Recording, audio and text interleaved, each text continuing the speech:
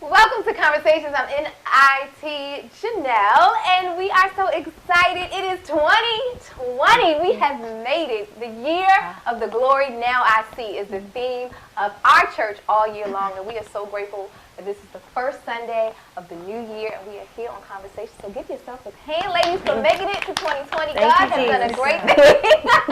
And we are going to talk about 2019 and 2020. In fact, our topic today is New Year, a Better Me. We have, of course, made it to 2020, but 2019 has been a year. Can I get a witness from somebody? Amen. Let the church say amen. And I'm talking about our achievements, our successes, our ups, our downs, our disappointments, and our failures. So many of them, but God has yet been good. So let's talk about 2019. Give me in a short statement what 2019 was for you. Interesting. Interesting. Period. Okay. Challenging. Yeah. Very challenging. Yeah. Surprising. Hallelujah anyhow. Okay. I got too comfortable. Too comfortable. Okay. All right, so let's tag into this a little deeper. Interesting, surprising, too comfortable, challenging. Let's get into some candid conversation, because I know our viewers like when we talk about ourselves and we let them know. As people know, that's all good. And as a matter of fact, to our viewers, we want to let you know that you can chime in today. Go in and let us know if you have some comments for the show, or if you got some questions that you want us to answer for you. We will be more than happy to do so. So just go right now and type those in right there on Facebook, and we will hopefully hear your question and answer them today. All right, so tell me, ladies, what did 2019 teach you? Tell me what it was and why, and be, as open as you can. It taught me endurance. Yeah, girl. Life has a way of growing you up, and God has a way of growing you up. But he also teaches you that you have to learn to endure. And everything is not a get up and run or hide. It's just stand after you have done all to stand. And he will build you up in it. I heard a songwriter say it would be a testimony after this. After I get out of this, I'll be able to tell you a testimony. So, that's what God did for me. I think it taught me how to adjust. And the reason why I say surprising, because things will happen. And then when things happen and they're not planned, like, sometimes in life, especially at the beginning of the year or the end of the year, crossing over to the year, we like to plan and we like to write down this is what the year is going to be. And throughout the year, it'll surprise you, like, it'll shift and it'll go another way. So I learned that I didn't adjust well to some of the things that were happening that I felt shouldn't happen or I didn't want to happen.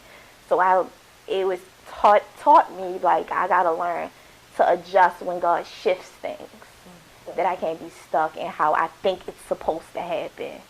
So I think that was a challenge for me, learning how to adjust to what God was doing that I didn't plan for.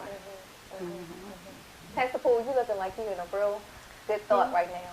Well, I am. And the reason why I said that is because 2019 was a year, I said hallelujah anyhow, because that has been a year when it's just been real practical. It wasn't that I didn't experience spiritual growth and things like that, but I experienced a level of learning to trust God, even in terms of the practical things that were happening even in my home. My husband and I have been in that house since it's been like 60-some years. Wow. And, a little bit less than 60-some. I'm going to say it's been about 45 years. Wow. And you know how it is if you're in a house long enough, because you're trying to get the kids through college and do all these other things that pulls on your financial resources. This has been the year when the refrigerator decided that it wasn't going to function anymore. It's the year when the faucets, after we'd had the kitchen remodel, suddenly the faucets didn't want to act right.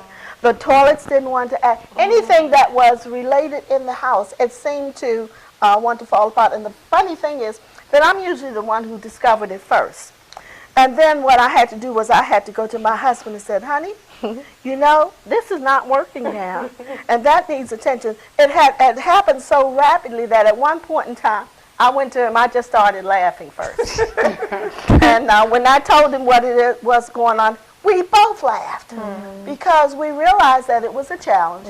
It wasn't that we couldn't do it, but it's just that it was coming so back to back. But what it did was it gave me a different mindset so that I didn't get fly all off the handle and get all flustered and everything. Suddenly the Lord doesn't love me no more because he's letting all of this happen and stuff like that.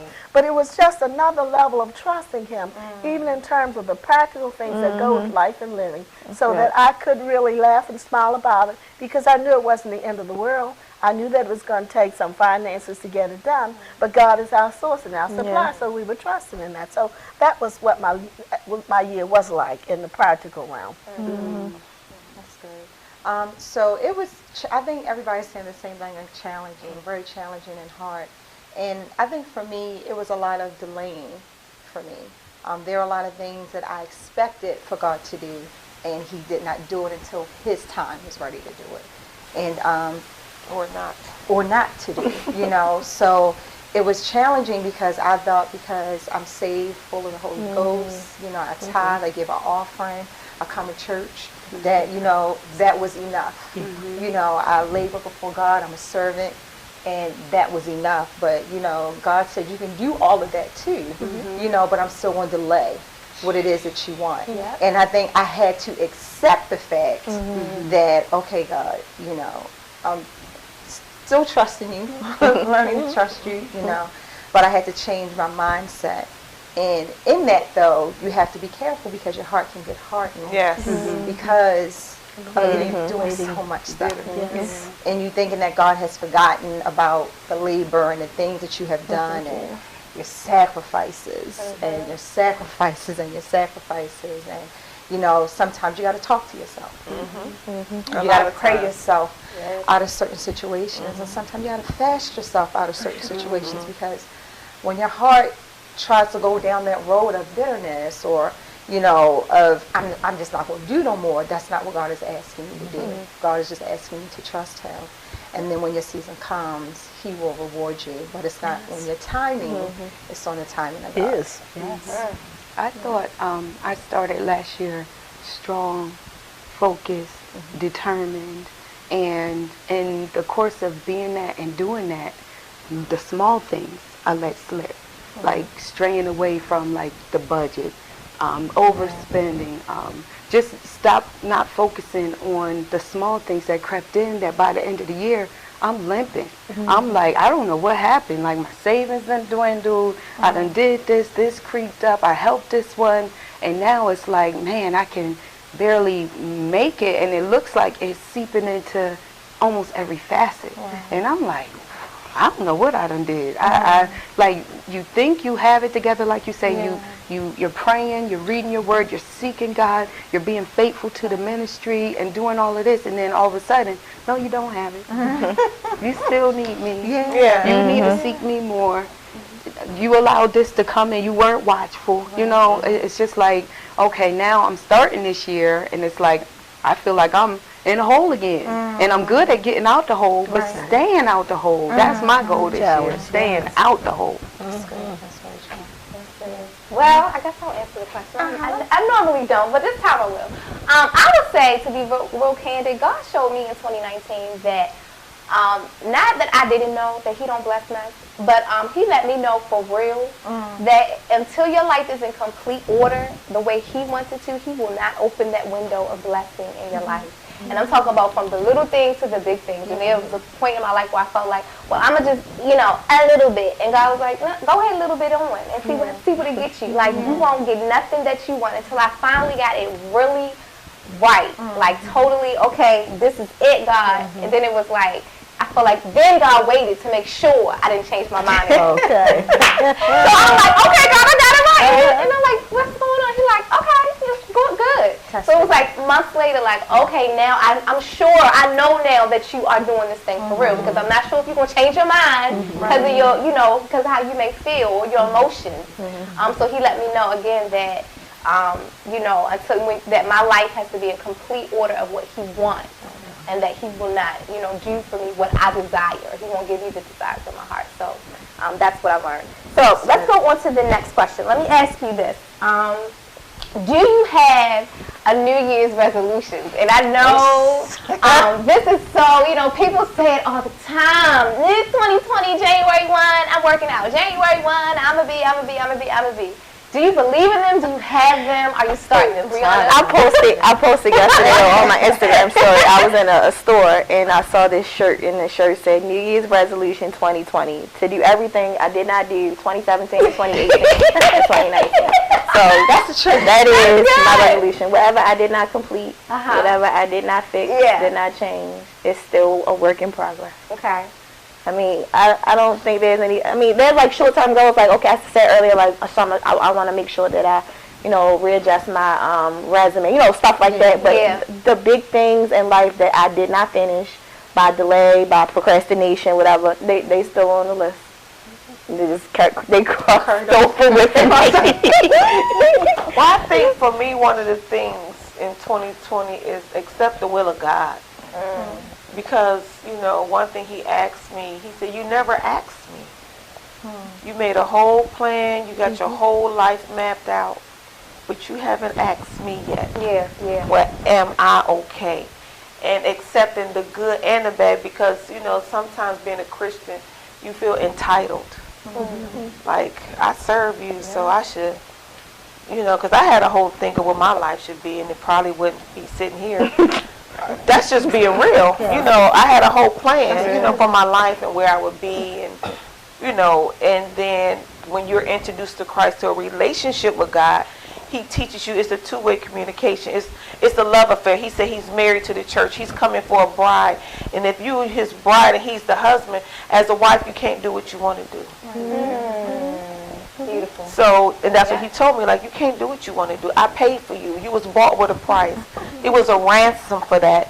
So come holler at your boy, and I'll let you know what I want you to do. Because your thoughts is clearly not my thoughts. You know what I'm saying? And not that I don't think He's going to take care of me, but I chose not to make a plan for my life. Because it's a step by step. I found out, like, when I thought I knew what I was doing, He let me know, you still ain't in control. Come on back here, you need me. And when I thought I had it and I thought I was moving forward, no, you ain't got it. You still need me, so you can't do it without me. So don't make plans. Don't make no plans. You just follow. And that's what I'm trying to do in 2020. So I'm just trying to learn to be a good follower of Christ, not man. Not my will, not my understanding, not my heart, because those things have disappointed. But to learn to follow what is the will of God for my life, because I don't want to be disappointed. I don't want my heart broke again. I don't want to have bitterness. I don't want to have what you're doing. And I think everyone kind of get caught up in that expectation day. And then when you realize that a person disappoints you, it hurts to see, you know, I had high expectations in you. So my plan would be, you know, 2020 is going to be a year that I trust, you know, that God will fulfill whatever He has for you, but I can't have my whole expectation set on you, you know, because I think we look up to people too much, you know, and I think sometimes you look up to a person and like, I admire you, but when they disappoint you, you don't know where to go. You lose your kind of like you footing. lose your balance, you lose your focus, you lose stability, like you just be like, you know, and then you second guess everything. Everything gets second guessed. So I think it had a lot that it was like a lot of pulling, like, you know, tug of war, like you go here, you go there, or what should I do, you know. And I think now I'm learning, you know, haven't mastered it yet, to say, you know, God, what are you saying? Because I understand there are a lot of times, you know, our expectations of people, sometimes, you know, it could be God doing it, you know, to expose, you know, yourself would expose them, but I have to learn how to not have that high expectation of people, no matter which, I don't care who you are, you know, and I trust it, and I'm the type of person that, you know, if you make an oath, or you make a vow, or you make a commitment, I expect for you to see it through because that's how I am. I've been with Conversation since it started. I never stopped. Now, there has been days that I was like, I think we all have those days, but I made a commitment. And I think if you make a commitment, and I made a decision to do that, I expect the same thing from you. But when I don't see that, it's very disappointing. Yeah. It's hurtful. So I'm learning, have not mastered it because it's only 5 days into the new year, but I'm learning God is helping me to not have such high expectations on people. Good people. Right. But Good people. Yeah, good people. Yeah. But it's not my season or not the way that I should look at them.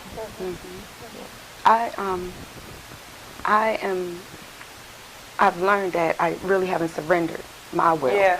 I thought I did. Like I thought I let go. I thought I released, oh Lord, I surrender my will for your will. That's in my daily prayers. And I come to realize in 2019 it showed me, oh yes, Wendy, you haven't surrendered. Oh, your thoughts you haven't surrendered. I put on the mind of Christ. I'm like, okay, I put on the mind of Christ. 5 minutes later, I'm like, where'd you go? It's gone. And I'm like, you been? And I was far. Like, and I was rough, and I'm like, okay, let's put this thing on again. When will it remain? Like, it's too much of me, and I'm learning, Lord, just less of me, more of you. Yes. That's my goal for this year. Yes. Way less of me and more of you. Yes, that is so true, Minister. I'm discovering that some years I make New Year's resolutions, other years I don't. I think that it's important for the person individually to decide when it is time to reassess and regroup, and that may not necessarily be waiting till the end of the year. So when stuff is coming up, and from the preaching of the Word, from reading the Word of God, and just allowing the Holy Spirit to talk to us, there are some times when we really have to do that redirecting before the new year starts or the year ends. So that there are times when I do. I do remember I think it was in 2019, near the end of it. The end of 2018. I had made a decision because I wanted to lose some weight. And I knew that it was important for me because diabetes that runs in my family and hypertension and things like that. I said, well, I don't want to go down the route where all I'm doing is just taking medicine for this and medicine for that. And a part of it was that I needed to take off some pounds.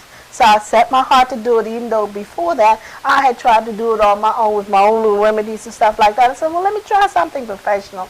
And I did that, and I was good with that for a short term. And the next thing I know, the pounds started creeping back. But really, when I thought about it, I said, well, if you don't follow the plan, don't be getting mad because the results don't keep coming. And what I would have, and I learned very much then how important it has been for me, even when I realized that I have gotten off track. I've learned, number one, not to knock myself out and just beat myself up so badly about it. But I learned how to go back, refocus, and then if people encourage me, that's fine. But I got to learn how to encourage myself and remind myself that, well, you were making some strides. So go back to the point where you knew you were making strides. Look and see where you got off the path and get on back on that. So I learned to keep encouraging myself so that even when I'm not where I want to be, I remember there were times I go to weigh in and I just dreaded going to it because I said, now I know I haven't been doing what I'm supposed to be doing, and the results are going to tell me that. Then I go in and I get on a sale and say, oh, you're down this much, or you're down that much. And then other times I go and they say, well, you're only up so and so and so. So I'm saying, well, that's good. So I try to, even when I'm expecting that something's not going to be what I want it to be, I'm learning how to get myself in an attitude where whatever the results are, I'm going to deal with it honestly, acknowledging where my shortcomings have been, and knowing that I've done it, because Pastor always tells us, when we sin, we know we did it. When we get off the track, we know we did it. So you start looking back at it. What is it that I need to do to change and redirect my focus so I can get back to where I want to be? So I'm still encouraged about it. So I've been redirecting periodically during the year. But I'm grateful because my attitude about it is I am not defeated. I'm going to accomplish my goal. If not then, been a little bit way down, but I'm going to do it because I'm determined, because I'm trusting the Lord to help me in the times when I'm at my weakest. What about spiritual goals? We are all in leadership here, and we always want to, and whether we were or we're not, we always want to be thriving in the things of God. And all of us have been in this ministry for umpteen years between the between the six of us. What are your spiritual goals? This is his show. So for me, whatever Lord, whatever you say, whatever you want to allow is what I'm open to. Yeah. Okay. I think for me in 2020, spirits, I just want to keep my heart pure. Like, this thing, wretched, undone, as the old singer used to say. But that's for real for me, because I'm a person that I love hard, but I also struggle to let people in, and I struggle with, I struggle with a lot of things, and, like, hurt really hurt me. You know what I'm saying? And happy is really happy, and I'm learning to bring that balance in my life to say, okay, God, this is your heart, and I want to keep it pure as possible. I want to, so that I can be used by you, but not only be used by God, I want to make it in heaven. I mean, if he don't use me, Come on now. if he don't use me, if I never preach again, I just want to make it in. But the Bible said the righteous is scarcely saved.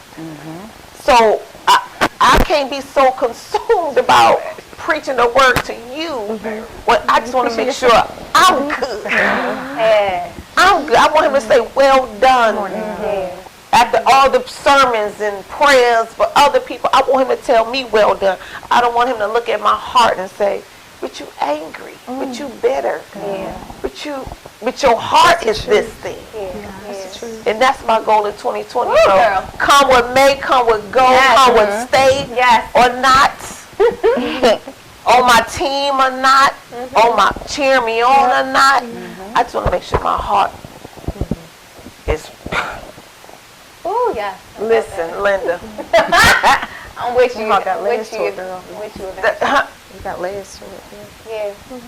Ooh, what she said, when I hurt, yeah. That's true. That's, listen. Yeah. And that thing will get so, you don't even realize that hurt will turn into Bitterness. And bitterness. But you know what? You become complacent. Come on.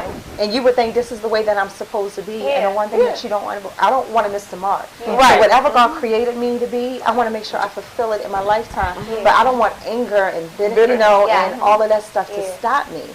Because that's going to stop, that's real. God. You're going to be like. Because this is the thing, man can't judge your heart. He would never give man that, ever. He said that's his job. And he's not going to let a man take his job, because we already know we fickle people. Yes. So if I could let a man judge your heart, how dangerous would he be? How dangerous would I be as a person if I could judge your heart? You know what I'm saying? So I thank God that he hides it. He covers me. He protects me from myself. From self-destruction. Because, even when we thinking we're judging, or even we put ourselves in the position of considering that we can judge another person, what it does is it makes us think that we can be like God. Yes. And God said man is the one who looks on the outward appearance, but God is the one who really does examine the heart. So he knows our thoughts from afar off. So we that's why we can't fool God. Even though we try to. We can't fool God. We can't fool God. We tried all things. Like, God, you don't know. He said, I'm okay. He knows. I'm good. I know. No, let you talk about me. Talk about me. Holy Ghost, get away from me. Anybody else with any spiritual goals?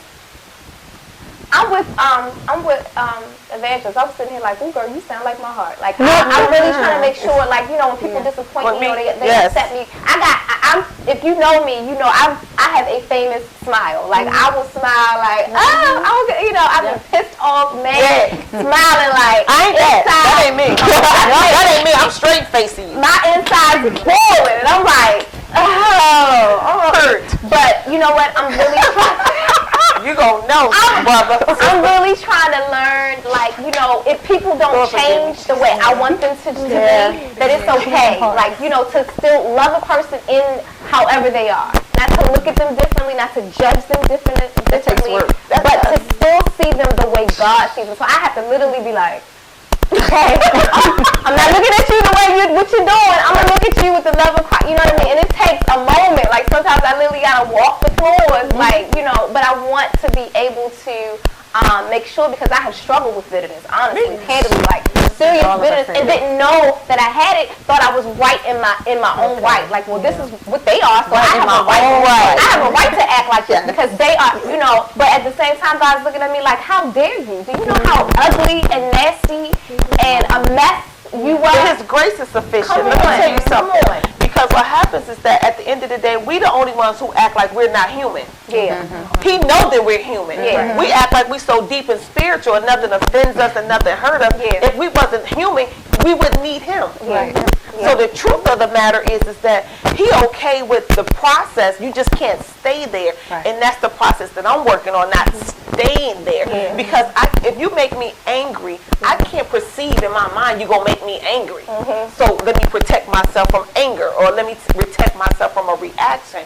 But at the same token, that's why he gives us the opportunity to lay our cares at the altar. That's why he gives us the opportunity to repent and ask to create in me a clean heart. That's why he makes grace.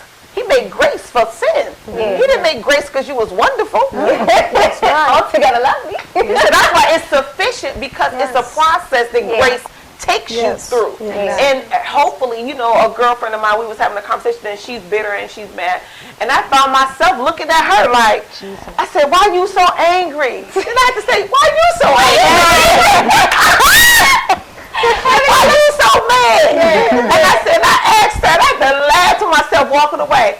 I said, did you ask God why he allowed it? She said, I never did. I said, because you mad at the situation, but you're really mad at God. Because if you say you trust him, he allowed it. So you want to ask him, why did you allow that to happen? But you know say what? all That's things work it all together. works together, but then that's that thorn, though. Yeah. That's the thorn. It's there to buffet you. You know, trying to keep you together to let you know you can be there too. You know, but that's the thorn that I gave you. Even though you asked Lord to remove it, Right. he said no, because his grace is sufficient. And for go you. sit down. Go sit down. With that being said, ladies, tell me, what relationships do you want to improve this year? The one I have with myself. No, that's real. for That's the one I have with myself, because sometimes I have found myself, I will put myself down to make you feel good, to make you feel okay with me, to make you okay with my decision. So for instance, you piss me off. If I shut you out for a little while, I'm going to be okay with that and not feel like I have to rush to a recovery because it makes you feel uncomfortable. Not that I'm mad, but I'm just saying I have learned that in the process is that I am the type of person is that because it takes a lot for me to let people in, when I let you in, I have an expectation. True, good, or false. And people say you shouldn't do that because everybody not like you. But in my mind, okay, I'm going to give you that, you know. But at the same token is that sometimes you can be so catering to other people's needs, mentally, physically, emotionally, and you have not dealt with your own mental, physical, and emotions that you have within yourself, because just like it was a process for it to happen, it's a process for you to heal. And I know God can do a suddenly thing, and he does do that, but in some things he lets you walk baby steps so you can appreciate the process to say, okay, God, I won't go back there. You know, and I think that's a process of self-examination. Like, let me work on me. Let me build my relationship. Brianna, what relationships? Mine would be myself as well. I say that to say that sometimes we prioritize people over ourselves. Yes. So we're supportive and attentive, and we got advice, we got word, all that. And then you find your own self empty. Yeah. So it's like, okay, and you haven't worked on that goal, and you know, you still upset about this, or you haven't completed this, or whatever. So I think the energy that I give a lot of people, I need to, not that I'm going to stop, but I need to also include myself, if that makes sense. So if I'm going to help you with your business, I'm going to make sure if I'm going to start a business that I finally started. You know, if it's my time to get a house, as much as I keep encouraging you about saving money to get yours, then I need to give myself that same energy. So I think, I don't like a relationship with yourself, but I think it's more so of making myself a priority, not forgetting that I need growth, I need development, I need to be fed, I need to pour that into myself. Because a lot of times as Christians, as ministers, you have so much word for other people, and then you find yourself lacking in the very thing that you give out. So it's like, okay, Brianna, how about you this year be a doer of your own word, your own advice. Yeah. Take your own advice. Rachel? I would say 2 relationships. One with God, I definitely want to dig deeper, like as far as He'll allow me to go. I need to press and push more for that. And then family. I find myself, I'm connected to my family, but sometimes I can be distant. So sometimes I can love from a distance, and I know I'm not there, and I can be there. So I want to try to put more emphasis on being there, because, you know, past hurts sometimes rears up and you remember and you're like, I don't even feel like it. But all things are new. And this is family. This is your blood. This is, you know, someone God linked you to. That's your DNA. And so whatever highs or lows we have, I need to be present. I need to show up, whether it's just in prayer. I'm not sure about the financial, but just to be there. Be there. That's a word. That's a word. Anyone? Well, I think that one of the challenges that I want to become better in, and that is in terms of working more closely as a team member. And I say that not only in terms of the ministries that we have here, but also in my family. I think because I'm a family matriarch now. And That's wonderful. For this season, over those years, I began to realize that Pastor talks a lot about the old guard moving off the scene and the new generation coming in. And it's important for them to be able to handle the things and the challenges that are part of being a member of a family and of a loving group and supportive and so forth.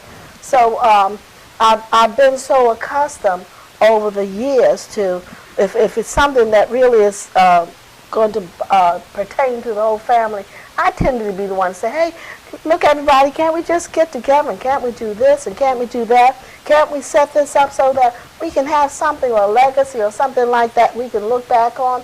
But then if the family members hesitate, then what I end up doing is I end up going to the forefront, and I realize that that's not good.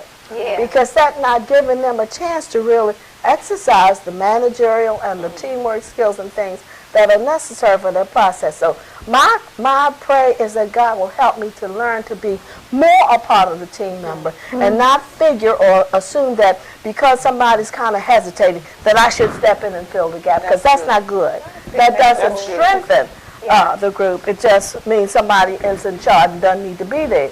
So I'm asking God to help me, teach me how to stay in my lane at the appropriate time. You took the words right out of my mouth. I think this is the season, or for me, is if the relationship is not genuine, I don't want it.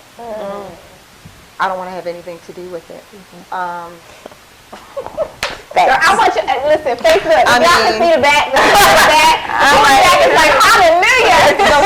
And I also want to learn too, say that again. what lane the person is in. Just because I want them in a specific lane, doesn't mean that's the lane they're supposed to be in. So I'm learning, if it ain't genuine, I don't want to have anything to do with you. And I'm not trying to be mean or anything. I'm not trying to be, because, you know, some things are distractions, some things are not meant for you.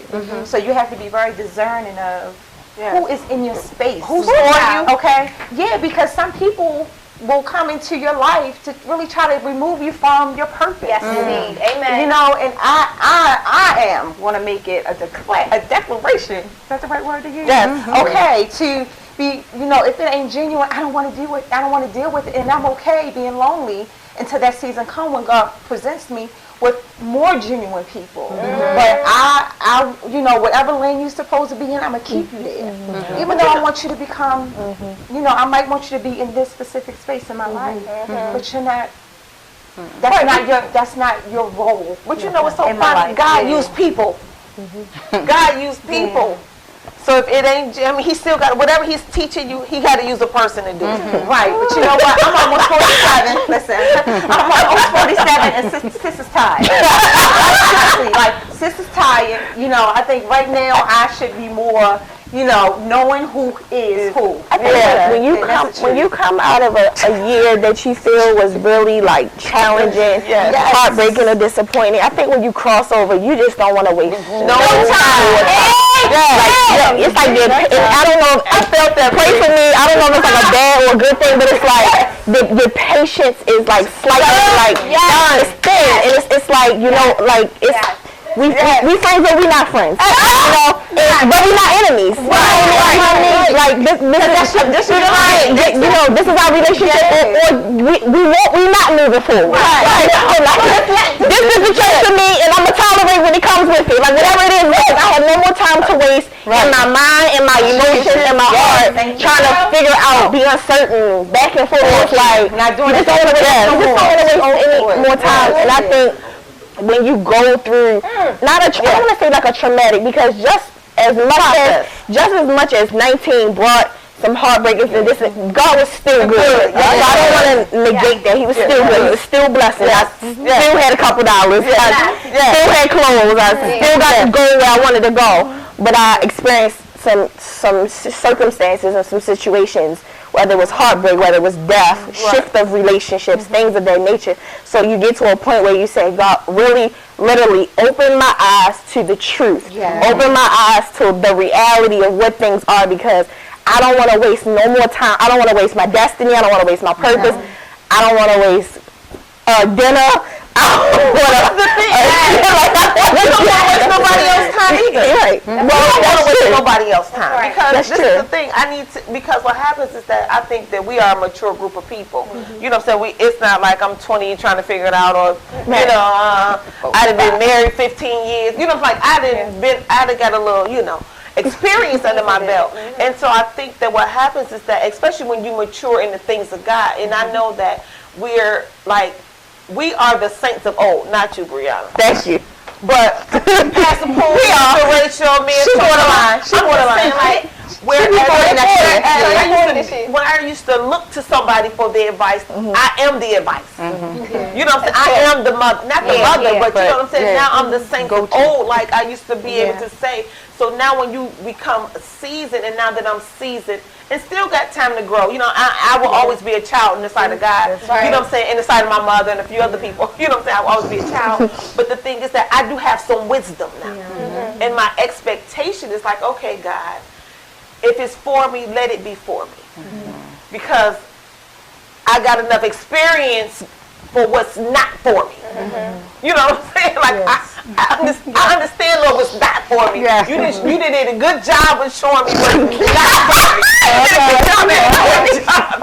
What's not for me. But just show me what's for me, so I could just move in that way. And be okay with it. And even if it's teaching me a lesson, because I don't think that everything is going to go all the journey. Right. You know what I'm saying? Some things is a journey. You stop, let them off. You should stop, baby. Can't go the whole way. Somebody else going to, you know, and then you let them off, you know, because that's just the process of life. God uses people. And in the process, we just have to say to ourselves, okay, God, help me to accept the process, because it may be 2 or 3 more people before that person show up. Not, you know what I'm saying, or that friendship, or that, you know what I'm saying, because you know, I'm gonna say this real quickly. When me and my girlfriends, when we first came here, God showed me, he showed us at a crossroad, and this us standing at the crossroad. He said, all y'all lives are gonna be different. And it truly has. But we had to accept and respect the lane that the road that he took. Each one of us in. Well, there is a viewer, one of our many viewers, Sister Katrina. Hey, Sister Katrina.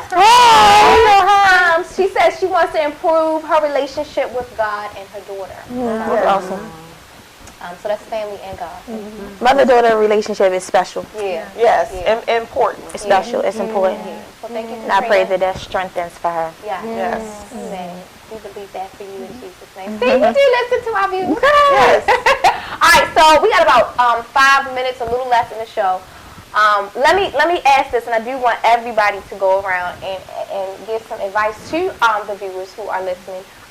For those who are saying, I am ready to achieve this 2020 goal, give me some advice so that I don't lose focus, so that I don't lose the vision, and so that I don't get 3 months down the line and feel like it's not worth it anymore. Whatever the goal, whatever the vision is, write it down, make it plain. That's good. And then as you're working towards it, when distractions come, when delay come, don't quit. Like, just keep at it. So if you get frustrated or you take a break, get back at it. Like, just don't stop at it. Just don't just put it to the side and never pick it back up again. Not only make a plan, but have a timeline for it. Yeah. Because if you have a timeline for it, then you can have points at which you can measure whether you've made some progress or you retrogressed a little bit. But at least if you give yourself a time frame for stuff, that will help you to properly assess where you're making progress. I think as you plan, you should also be open, because sometimes plans don't go as expected, and you got to have space to shift or space to adjust to whatever it is, so that you don't go at that moment when you hit a roadblock into bitterness or into depression or into anxiety, because the plan has found itself on a different route. I'm going to say endure, and just because one door shuts does not mean another one is available to be open for you. So don't, hesitate and say, okay, I'm going to just give up because this door didn't open. Sometimes there's another door. So just endure and have patience. I would say add God to it. He will make you accountable. His word will make you accountable. If you make sure that you say, God, what is the will for my life? Make sure it's what He would have for you. And I would say, no, seriously, I would say get you a good support system. And it doesn't have to be 5, one. No, you can just have that one friend that you say, listen, this is my goal for 2020 in 3 months, so that they can say, look, you told me that you was going to have this done. Where are you with it? You know what I mean? Somebody that you trust that's not going to put your business out there, because everybody that's say they for you, I'm not for you. So you want to make sure that this is a person that you can confide in and know that you're really confiding in just one person. My mama, or it was a saying that said 3 people can keep a secret and 2 of them are dead. With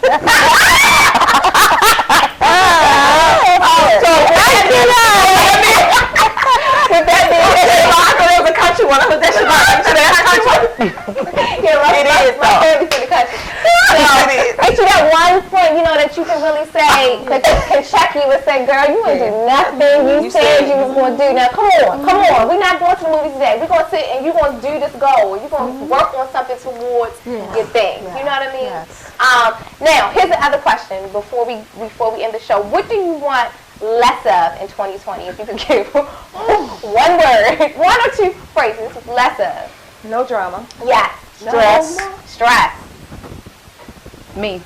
Less of you. More of you. She got deep. She got really deep. I love it, Rachel. Uncertainty. Yes. Okay. Anybody else? I think, is that it? That's it? Okay. No more wasted time. No more wasted time. We can end the show on that. I ain't got time. That time has been used up already. I say it all the time. I had time in my 20s, but now sister pushing 40. Sister pushing 40. So We almost 50. This is enjoying her 30s. I go for I'm almost 40. Is the year of the Lord now I see. This is going to be a great year. We're expecting God to move in His marvelous ways. Our eyes are open. Make sure you're looking and you're ready for what God shows you, good or bad, the inside, the outside, yourself, your family, whatever it is. But let God do whatever He wants to do in your life. We have a great ministry here, and we're inviting you to be a part part of it. 4617 York Road. We got an awesome pastor, Pastor Tony Smith. Won't you come and be a part of our services here? We would love to see you here. Until next time, we will see you for more conversations. Tune in next week for Let's Talk with Victory. Happy New Year! Bye.